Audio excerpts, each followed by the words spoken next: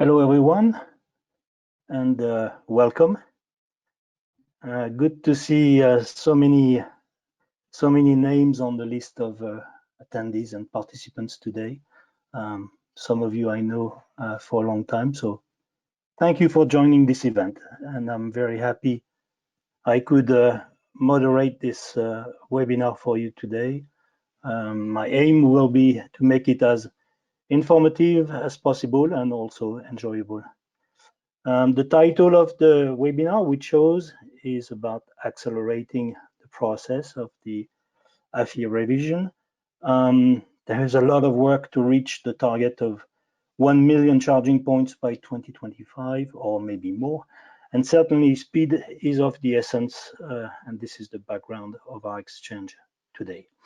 As you all know, CharIN is aiming at increasing the uptake of electric vehicles around the world and facilitate the charging process by customers. And to do that, we're working on developing the standards and protocols as they apply to DC charging. CCS2 is the standard for DC fast charging in Europe. And there are a number of new features that we're working on, and the class will go into more details up next.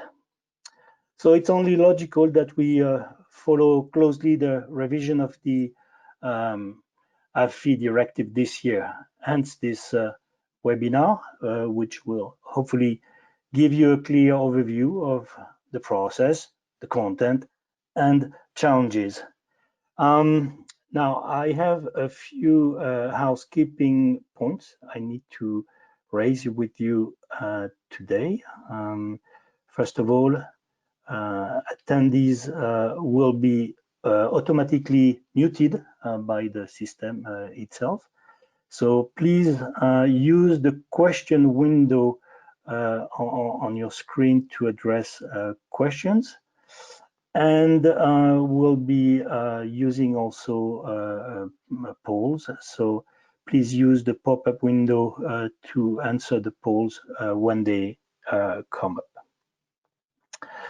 With that, we have a full agenda this morning, so let's get started. And let me first introduce our lineup of speakers this morning. And first is Mr. Kai Tullius from the European Commission, and more specifically from DG Move, Sustainable and Intelligent Transport. Mr. Kai Tullius is in charge of the AFID evaluation and revision process at DG Move. He will also cover the subject of funding. Up next is Mrs. Renske Rutmecker, Public Affairs Manager at Fastned. Fastned, as you all know, is a leading independent European CPO based out of the Netherlands. And Renske will share with us her opinion on how EU funding could be potentially amended to benefit a larger number of smaller businesses. Then Mrs. Julia Hildemeyer is an associate in charge of the EU program at the Regulatory Assistance Project. Julia is the author of a recent paper on building a market for EV charging infrastructure, a clear path for policymakers and planners. Then we'll have Mr. Lucien Mathieu, who works at Transport and Environment. By the way, celebrating their 30 years of existence this year. Lucien is the author of a recent paper on Recharge EU Trucks, Time to Act, a roadmap for electric truck charging infrastructure deployment. And finally, Mr. Arne Richters, Head of Public Affairs and Communication at Allego, another leading and successful European CPO. Arne will give us an overview of what the AFID could mean for their business at Allego.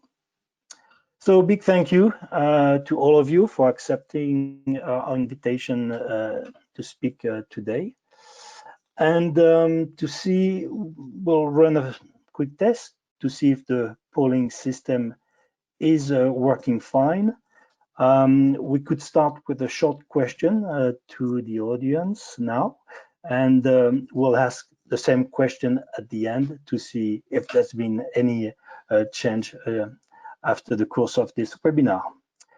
So we will now display the poll question, please, and you will have 30 seconds to answer this question. So what is your current understanding of the AFID revision process at this time when we enter this webinar and the timelines? 4 answers, very good, good, low, and none. So please go ahead.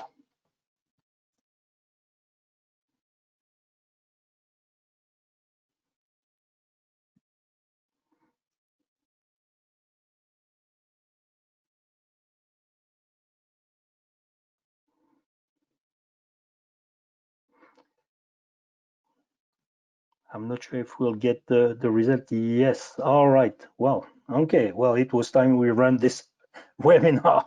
Okay, well, thank you for this reply. It's obviously the right time. And now maybe let's get started with our speakers and the introduction, first of all, from the chairman of the board at CharIN, Mr. Klaas Braaklo. Klaas, the floor is yours. Yeah, thanks Olivier for opening that session. And I'd like to welcome the audience and friends, members of CharIN. And that is the first episode of the CharIN Tuesday trilogy we start in Europe. We had some experience in Asia and US with that format, and I'm happy to have that in Europe because that is in principle the origin of the CharIN Foundation 5 years ago.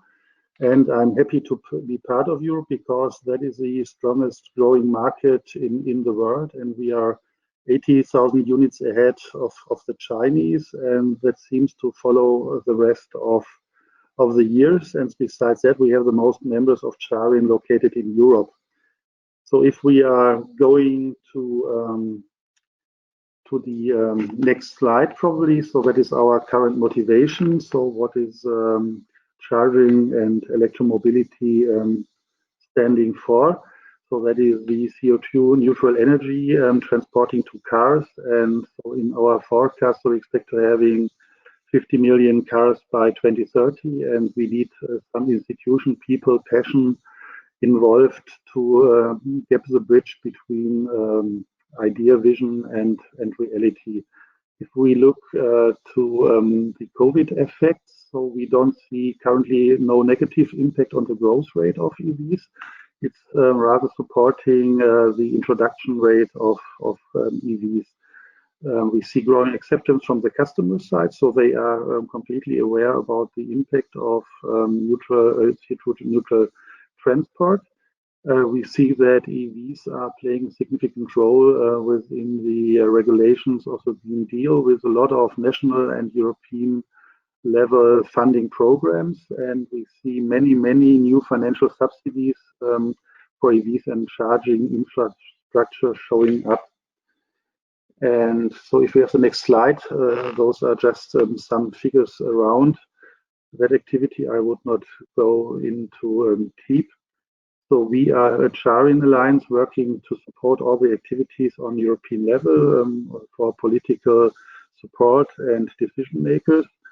And everybody is aware that we have the need to build up the required charging infrastructure as quickly as possible.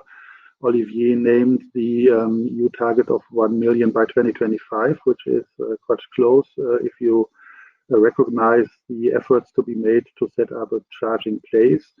And so the expectation for 2030 is to having 3 million charging points on European level.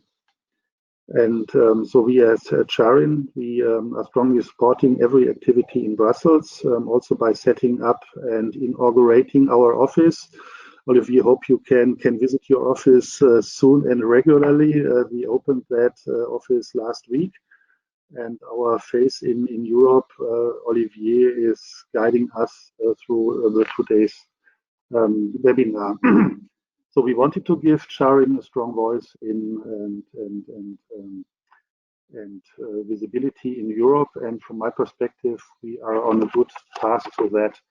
So if we have the next slide, would just to speak about the assets of CharIN. So we are creating cross-industry position papers, and so they are as well on technical basis when we are describing power levels as guidance for the industry, or we create implementation guides for plug and charge, or we are created the 5 levels of grid integrations.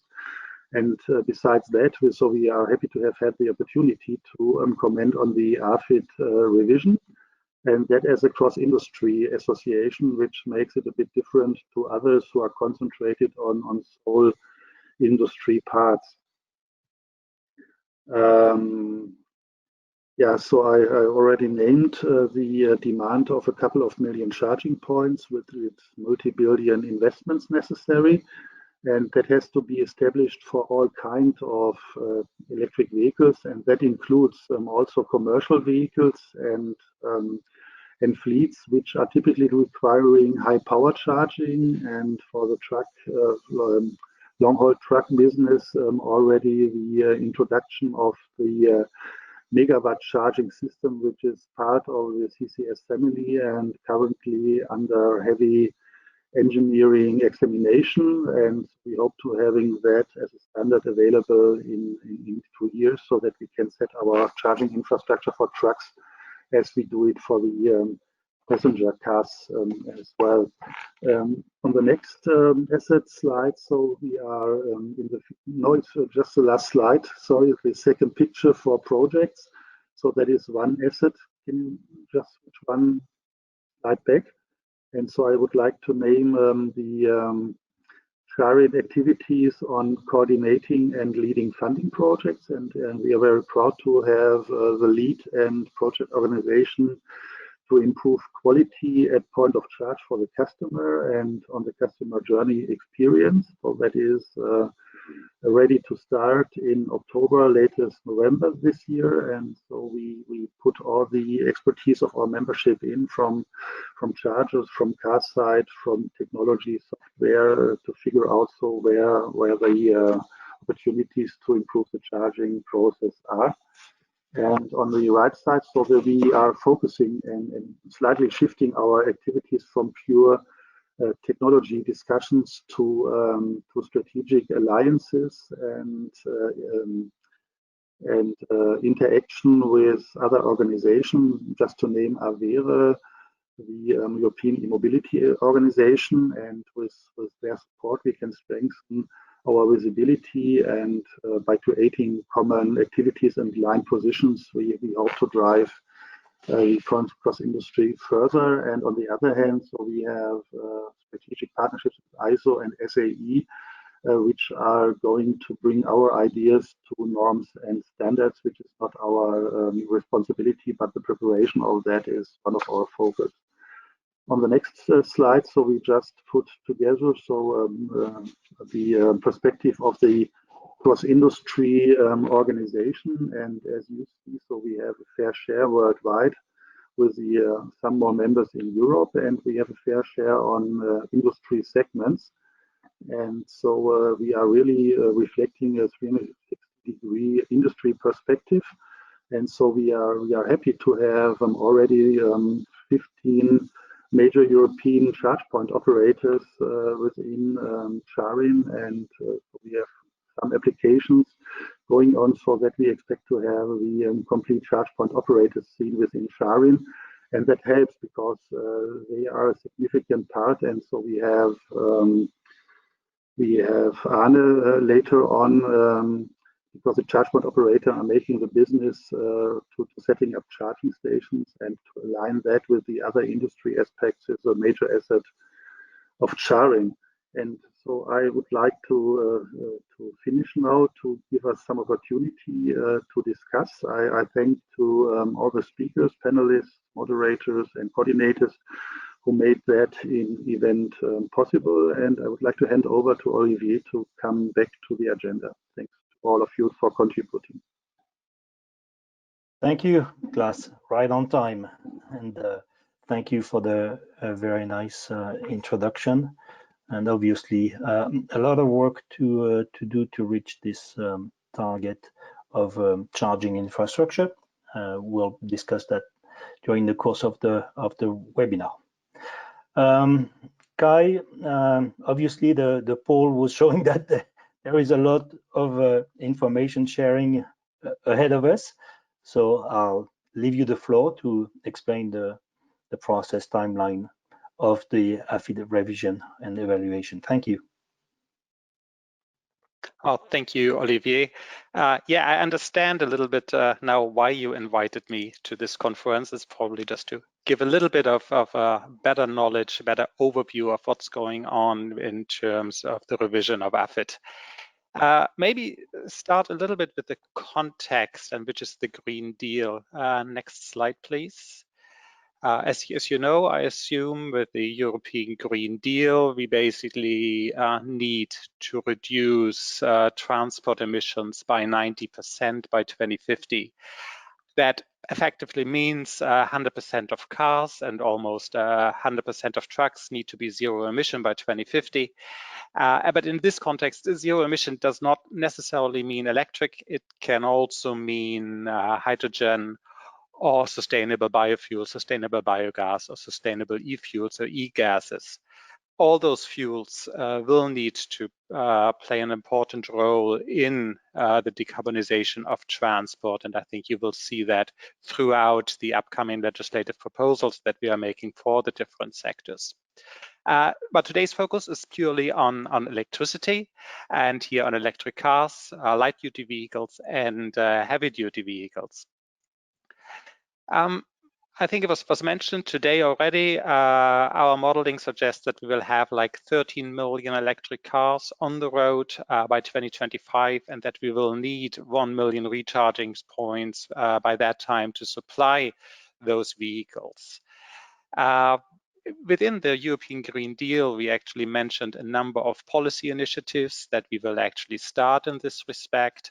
Overall, we are still looking at strengthening the targets for CO2 reductions that are currently in place. So by 2030, it's now 40%, but we are still looking at possibly strengthening these targets.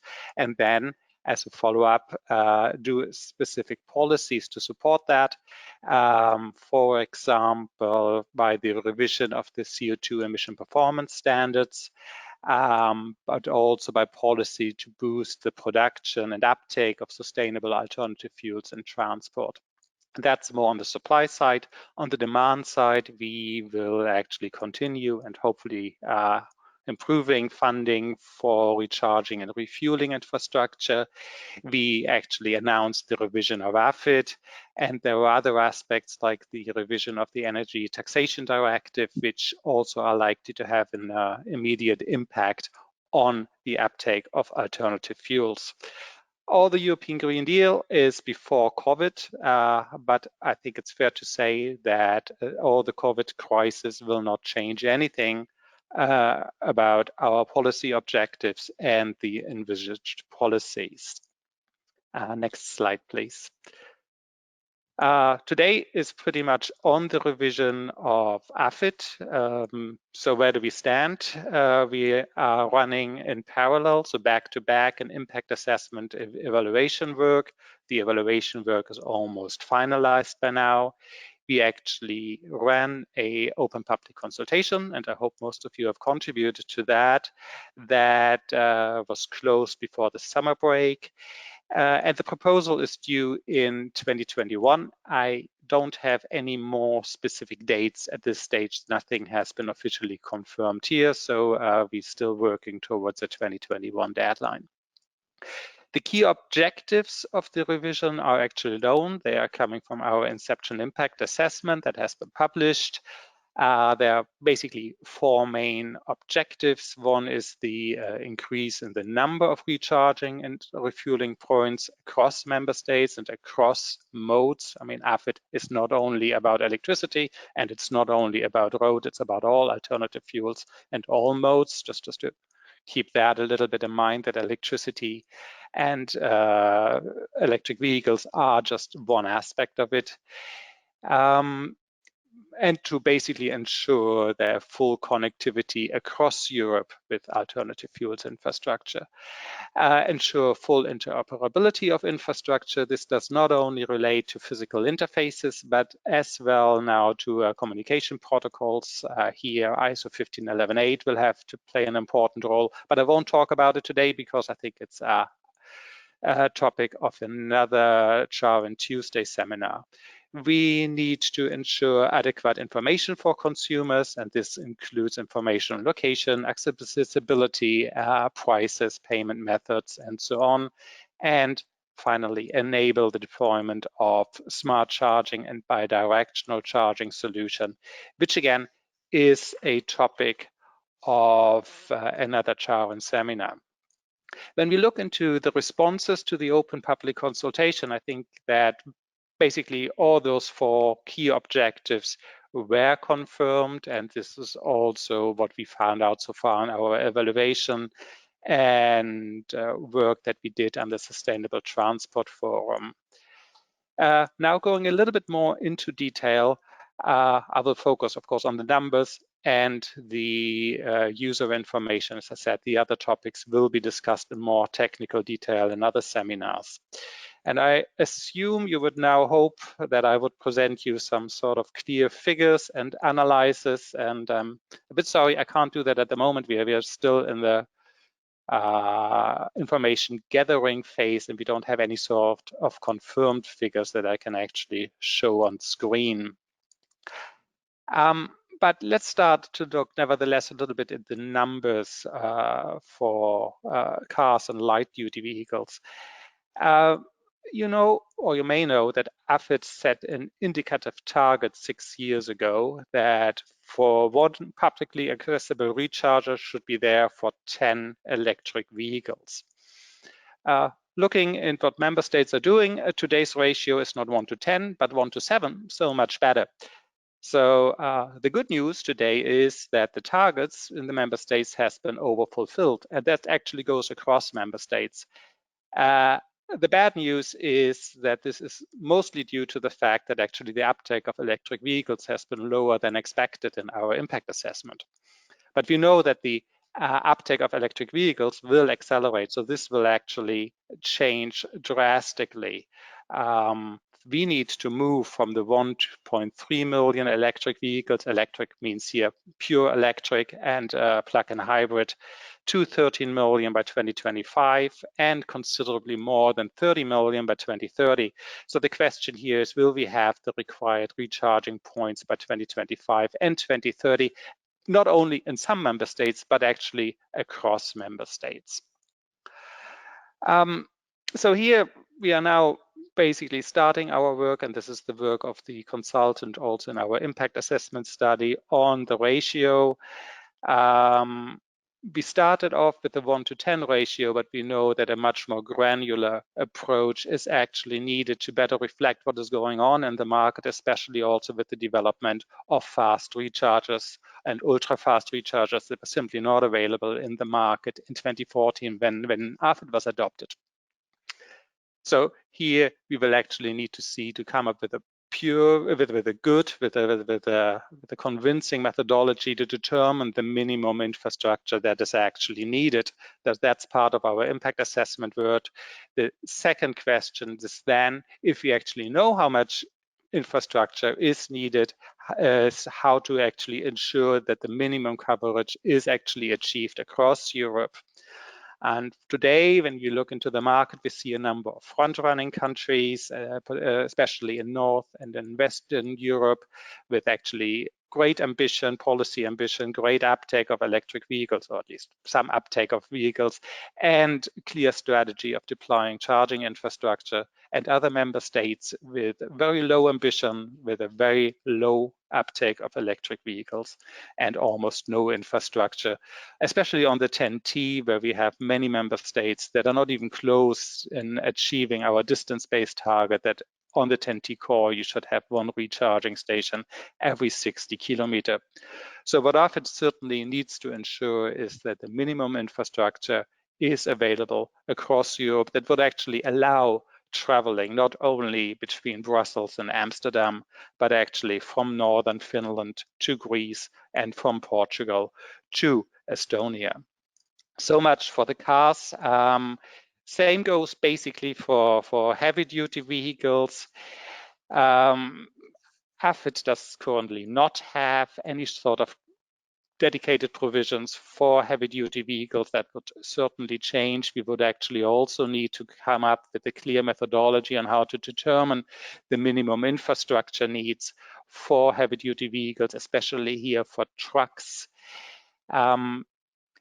And that's actually probably even a bigger challenge for trucks than for cars, as we actually have many competing concepts here. I'm sure Lucien will actually tell you very convincingly and very enthusiastically on how we actually need to develop recharging infrastructure for trucks.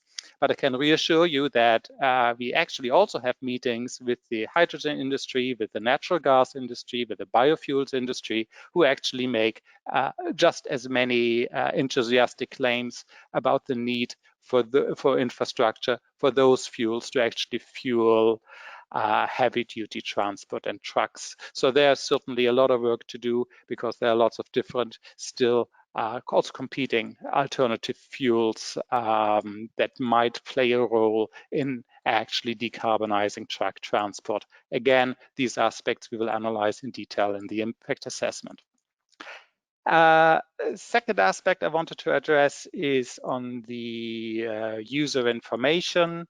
Having a sufficient number of infrastructure is absolute condition for the uptake of electric vehicles, but so is user friendliness. Users must be able to find the recharger, get accurate pricing information before the charge, and pay easily for the recharging service. And when we look at users, they basically tell us this is not the case throughout Europe. That all works pretty much fine if you actually, in your own little bubble, in your own region, that you know. Once you actually travel across Europe, this is not granted any longer.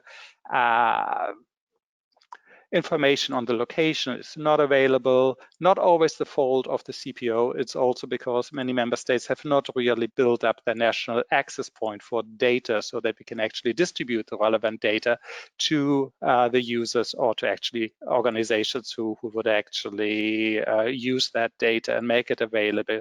Price transparency doesn't really exist. People are not aware of what they pay before their charge, especially not when roaming comes into play.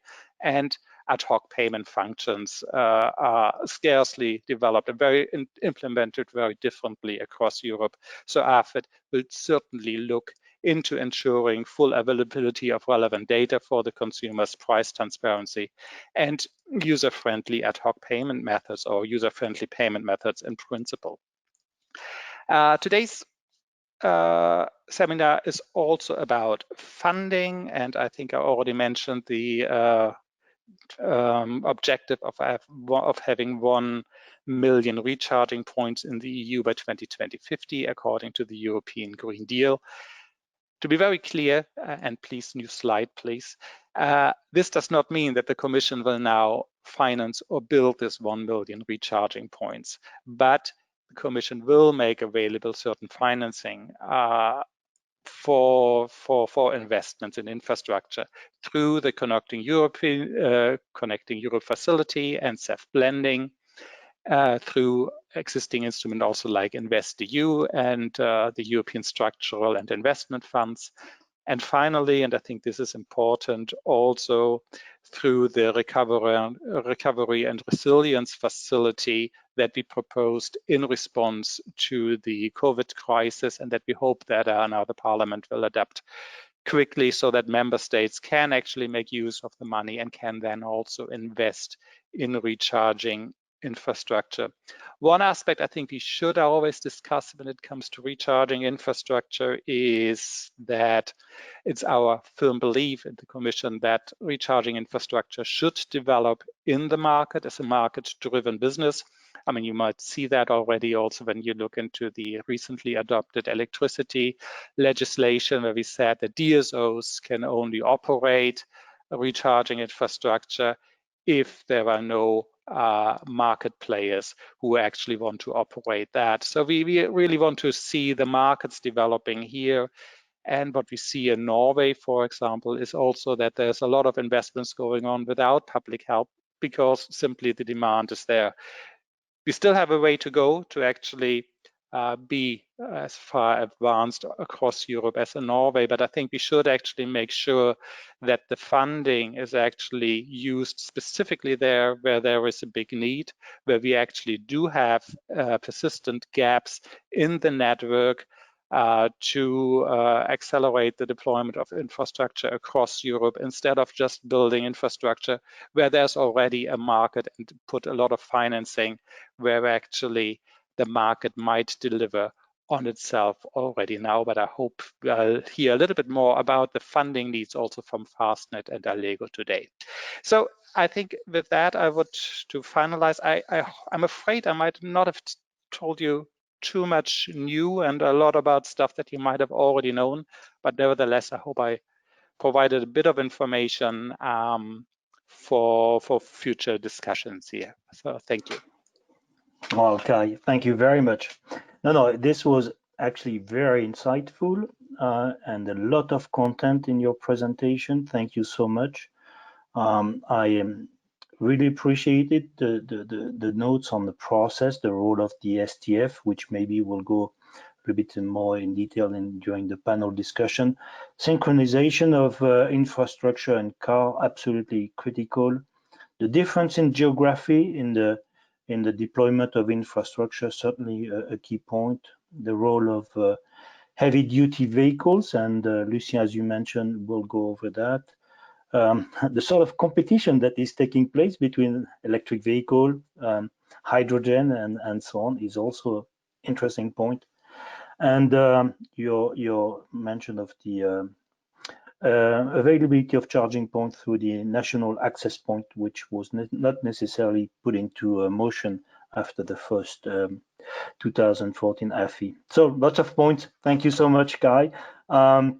We'll now move to the next speaker, Renske Hoedmaker from Fastnet. And Renske, the floor is yours. Thanks a lot, Olivier, and good morning, everyone. Yes, very quickly for those who don't know Fastnet very well, to explain. So we are a company 100% focused on building and operating fast charging stations, and mainly along highways and high traffic corridors.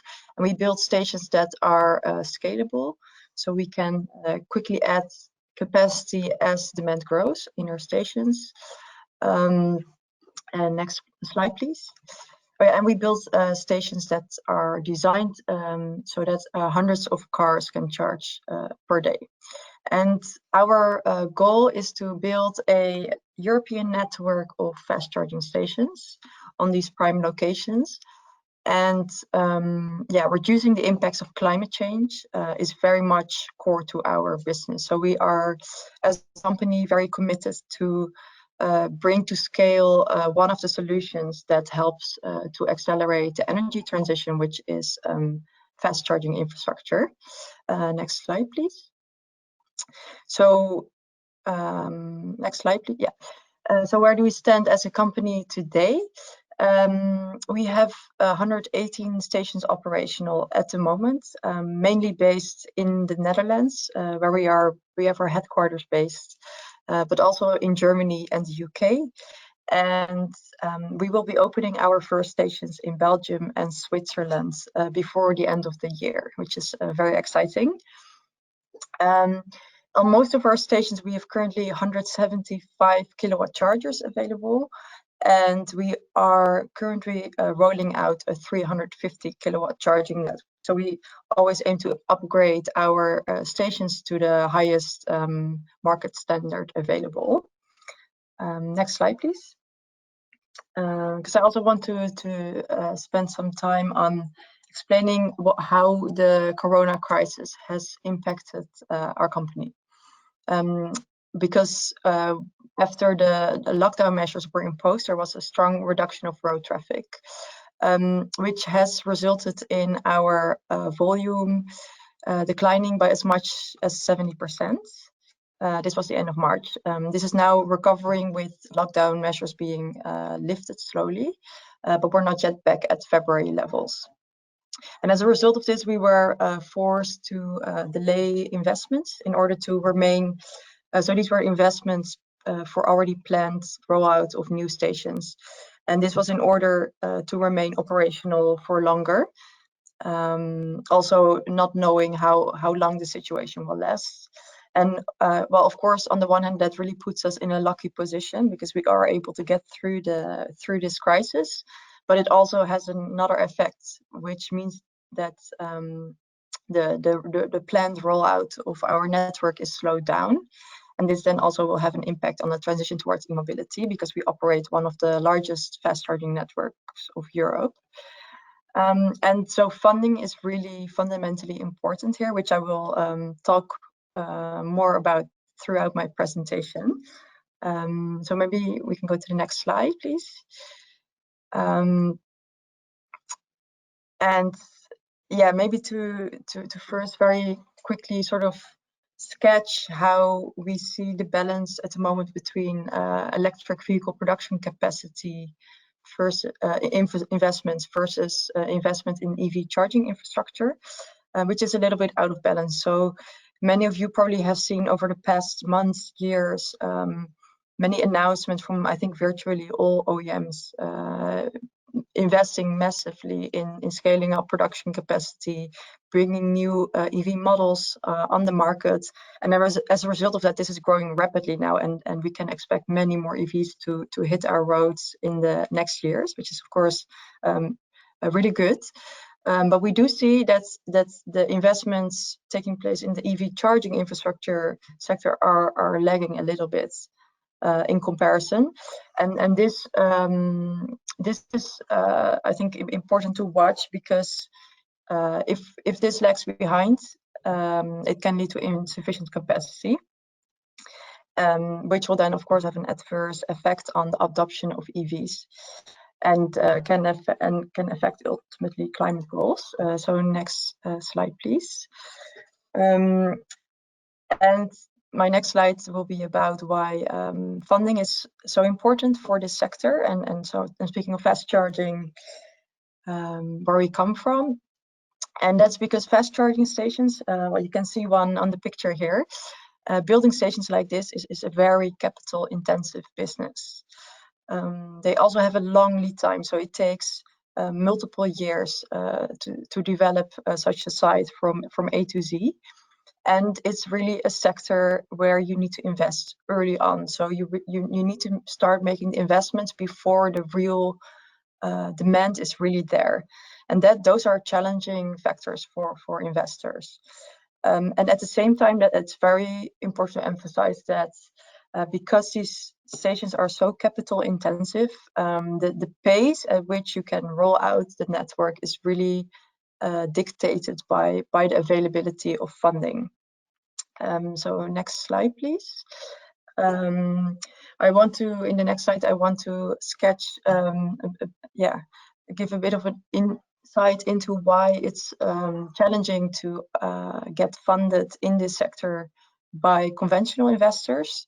There are broadly two types of investors that could be interesting for fast charging infrastructure. On the one hand, you have infrastructure investors. They're building bridges, tunnels, roads, etc. And they're used to capital intensive projects, so that's a good thing. However, they're also operating generally in slow growth markets. They mainly fund very low risk projects, and they're used to working with larger companies or incumbents. And then on the other hand, there are the tech investors. They're used to working with startups and scale-ups, so that's good. And they very well understand the concept of exponential growth, which is relevant for the charging sector. And importantly, they understand the principle of critical mass, which you can see in the image, which means that you have to make a certain investment in order to enter a market, but only once a certain number of participations are fulfilling the innovation, you can have a higher value than the cost. But there is a certain phase before that, which is the startup phase, which takes place before you hit that moment, and we're reaching that. We're getting close to that moment now, but we're not yet there. And next, please. So the issue is that for infrastructure investors, it's very hard to understand the critical mass principle. And next, please. For tech investors, they're not really investing in infrastructure, so that's why it's difficult to get conventional funding. Next slide, please. And that's also really why I think public funding, public climate funding, and especially the green recovery funds that we're speaking about a lot at the moment, is very crucial and really can play a large role to give an impulse to this sector, to accelerate this, because we have a whole pipeline of projects ready to go, but this is very much subject to funding availability. And as I said, this has also received a bit of a kick from the corona crisis, and conventional investors are hesitant to invest still. Also, and that's going to be the topic of my next slide, there exist some barriers for smaller companies, especially to access the existing EU funding schemes. So we see that especially climate funding schemes are focused a lot on R&D and innovation, and a bit less on the rollout. They're also often focused on startups more than scale-ups, working with smaller amounts, which means that for capital-intensive infrastructure, it's really hard to fit the requirements of these programs.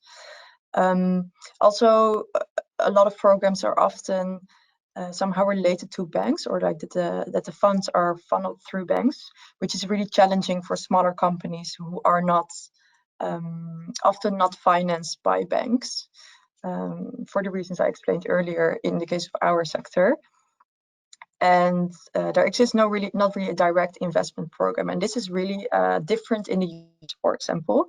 And I think one inspiring example there is that during the previous economic crisis in 2008-2009, the Obama administration decided to give a big capital injection in the automotive sector. And at that time, Tesla, who was at that time still quite a small company, it had only, I think, produced its 100th car, received a direct loan from the US government of 460 million euros, which is really like a really large sum, given the stage they were in. And this really allowed Tesla to scale up, build factories, and really bring their product to scale. And I think that has been a very important move for Tesla, and we all know where Tesla stands today. And so some examples, to give some more concrete examples of how we try to apply for funding. So there's the CEF blending facility, which Mr. Toulis also already spoke about. I think it's the most relevant one for fast charging, because it can fund capital-intensive infrastructure projects. However, there is at the moment requirement for co-funding from banks, and in particular implementing partner banks, so that's the EIB, or they can be national development banks. And this is a real barrier for smaller independent companies that are not financed by banks to get into this program. Benefic, I wanted to mention, I think it's a very good example where the Belgium and Dutch government teamed up, and as governments apply together to the CEF, because they understood that it's difficult for SMEs to join this call. So they applied together and then funneled the money through to the companies. So I think it's a very good example. It was a one-off thing, however. With the 10T, we applied to this. We also received a subsidy, so that's a good thing. However, there were really strong delays due to the requirement to give a bank guarantee if you wanted to get the subsidy upfront of building the projects, which is kind of I think what makes a subsidy useful. So I just thought to mention that as well. And next slide, please. Yeah, my key point is, so we're speaking of these green recovery funds or recovery funds at the moment, and I think it's important that when designing this, it's important to create a level playing field, which can be created if all market participants have access to EU finance, including startups and scale-ups. And I think, some of the following solutions could be thought of. In the first place, if easier access will be enabled for new and small companies to the existing EU financing institutions, including the EIB. But so in the case of fast charging in particular, the CEF is important. Because it's difficult to access if you're not financed by banks at the moment. And another solution we could think of is, for example, having another CEF program without an implementing partner is not needed, or the scope could be widened to allow more types of investors to provide this co-finance in the CEF goal. Think, for example, of retail investors. Which is the main funding scheme at the moment for Fastnet. And also I wanted to highlight that I think that the EIB process at the moment really takes too long. So I think it's about 1.5 years it takes for the EIB to progress a request, which, you know, given the strong growth phase we are in, is too long, I think. And then another solution could be to set up a new and dedicated investment fund. So for example, taking inspiration from the American example I just mentioned, but this might perhaps also be a bit more challenging. And then I want to go to my next slide, which will be my final slide. So far I've only talked about funding, but since the topic of this webinar is also the revision of AFID, I wanted to bring one point forward, particularly important for fast charging. But maybe starting by underlining how important in general a clear policy regime is to provide investment security and investors security. So I think the revision of the AFID can really play an important role here to, you know, to set a clear signal to the market and to investors that the transition to e-mobility is really going to happen. And I think, you know, if the AFID were to become a regulation, I think that could definitely help to strengthen that part. Also, I think the revision can play an important role to stimulate market protection, so enabling an open market and transparent and accessible market. And this is in particularly relevant for fast charging because so the main and the most important locations for fast charging are highways, and at the moment there doesn't exist in all member states a policy for allowing fast charging or opening up the highway service areas for fast charging. So I think the revision of the AFID could really look into this and play a role here. And if they're opened up, it's also very important that this happens in an open, transparent, and accessible way, so that new players who, for example, are not active in the petrol industry can also access this newly developing markets. So that was, I think, my main point regarding the revision of the AFID. And that was my presentation, and thanks a lot, and I'm looking forward to the discussion later. Super. Well, thank you so much, Hanske. I can completely relate to your points on restriction of the financing. Having been in this market for many years, all your points are extremely important, definitely. And we received a few questions which I'll use during the panel discussion, so I'll direct those to you. By the way, want to tell the audience that there is you can ask questions. Feel free to write some questions on the panel, and then we'll address those later on during the dedicated panel discussion. So thank you, Renske.